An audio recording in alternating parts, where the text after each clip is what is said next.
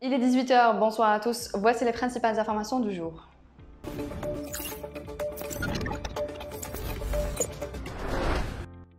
Les dépouilles de 3 ressortissants algériens victimes d'une agression des forces d'occupation marocaines sur l'axe routier Ouelgla-Nouakchott ont été transférées aujourd'hui de l'hôpital mixte Silhawez à Tindouf pour les évacuer vers leur wilaya d'origine. Les corps des 3 victimes ont été ainsi transportés à l'aéroport Commandant Farlaj de Tindouf pour être acheminés vers leur wilaya d'origine pour y être inhumés.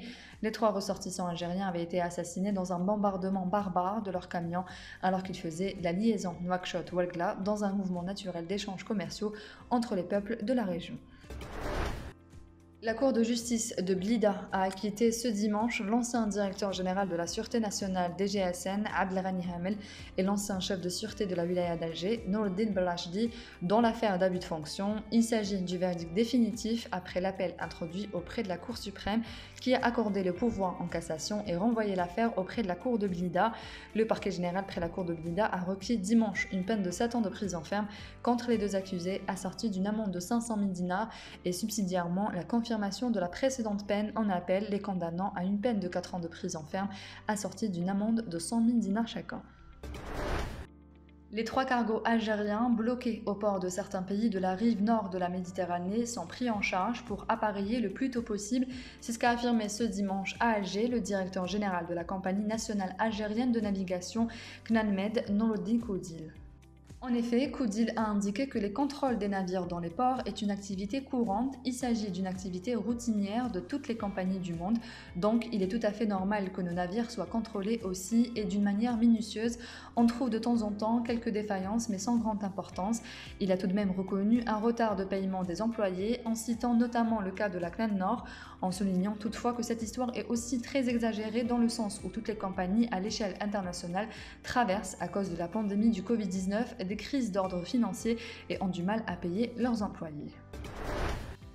Le sélectionneur de l'équipe algérienne de football, Djamel Belmadi, s'est dit grandement réjoui de voir enfin les supporters algériens revenir dans les gradins à l'occasion du match Algérie-Burkina Faso prévu le mardi 16 novembre 2021 au stade Mustapha Chaker de Blida à 17 h pour le compte de la 6e et dernière journée du groupe A des éliminatoires de la Coupe du Monde 2022. Néanmoins, le coach national souhaite que tout se passe bien lors de la rencontre, lançant un appel aux supporters qui vont prendre place sur les gradins du stade de Mustapha Chaker pour être bon élève. Il faut respecter les équipes devant lesquelles on va jouer, il faut que ça se passe vraiment bien à Tindy. Pour rappel, suite aux décisions des autorités publiques portant réouverture des enceintes sportives au public et sur demande de la Fédération algérienne de football, la Confédération africaine de football a donné son accord pour la présence de 14 000 spectateurs pour le match Algérie-Burkina Faso.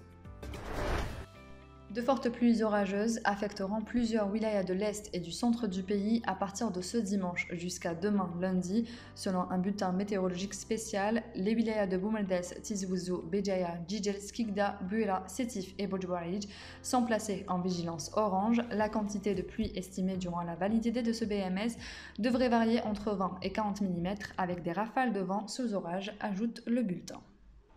C'est la fin de ce journal, merci d'avoir suivi. L'information continue sur notre site www.lesoirdejallier.com.